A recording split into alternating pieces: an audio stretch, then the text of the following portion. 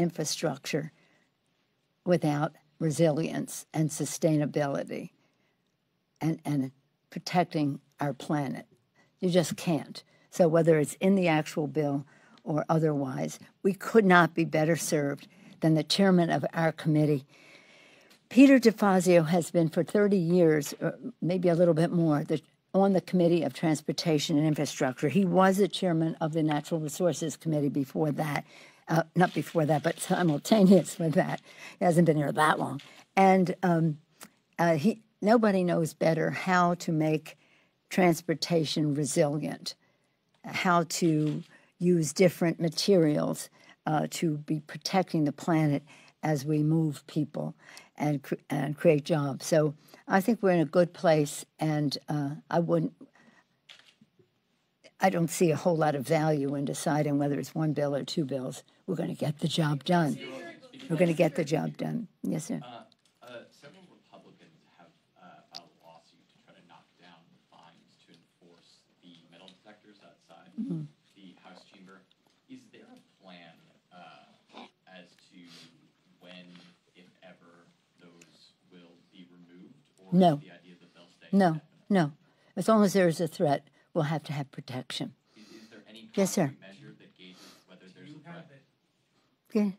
I just said no. I wonder if you have any reaction to the bipartisan infrastructure plan on the substance. The pay-fors have now come out.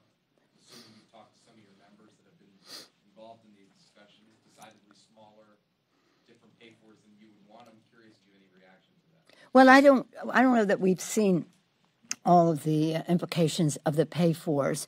I myself do not think we should be taking money out of the pockets of people on unemployment or take money out of the rescue package because it's there for a purpose. But let's just see what it is. The administration, I know, will be reviewing this. I haven't, frankly, seen all of it. As you know, it's very new, and it's not just what is in the public domain, but what's in the devil frequently and the angels are frequently in the details. So let's just see. But I think the first order of business is, what is this for?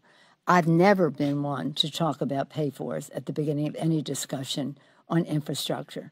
What does the country need? What is in the bill to help meet those needs?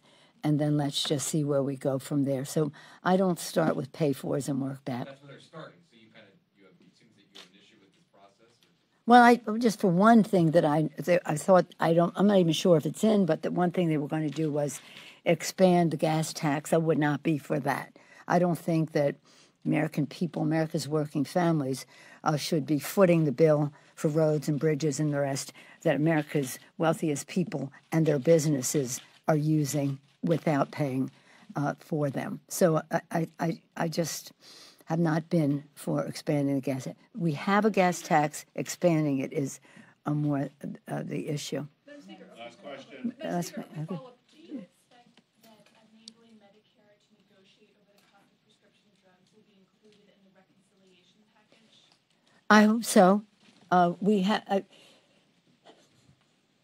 since 2005, 2006, enabling the secretary to negotiate for prescription drug prices, lower prescription drug prices, has been a high part of our agenda. When we won in 06, 07, in the first 100 hours, we passed our 6 for 06, the 6 most important bills, including raising the minimum wage at that time, which hadn't been increased in 11 years. All 6 of them became law, except enabling the secretary to negotiate for that. So we've been fighting for that for a long time. Whether it's part of one package or another remains to be seen, but we will persist because when we did the Affordable Care Act, we did so to lower the cost of health care for all Americans, and we did, except in one area, the cost of prescription drugs.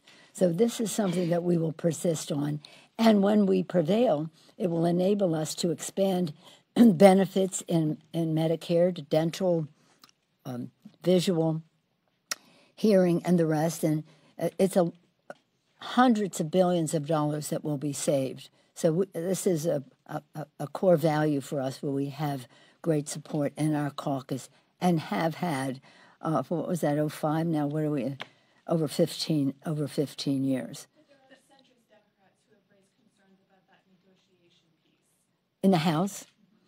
One or two? More like 10. Well, I think that at the end of the day, the point is, do you want to vote to enable the pharmaceutical companies to have America's families subsidize lower cost for prescription drugs in other countries, where they're paying 3, 4, 5 times less than we are paying as we subsidize the research and development for it. So I think that I don't even see it being 10. Maybe you do, but I get a different response to them on what they would vote for as part of lowering the cost of prescription drugs in the United States and not subsidizing the cost of prescription drugs in other countries, enhancing the profits of the pharmaceutical companies to the tune of $500 billion or maybe more. And would they be opposed to using that money for better benefits for people on Medicare? That's an internal debate that is one that we all welcome and respectful of opinions. Now, I come from an area that has a lot of pharmaceutical industry, research, and the rest, and you have to be a patient investor to be an investor in a pharmaceutical company because it takes a long time for discovery and approval and the rest.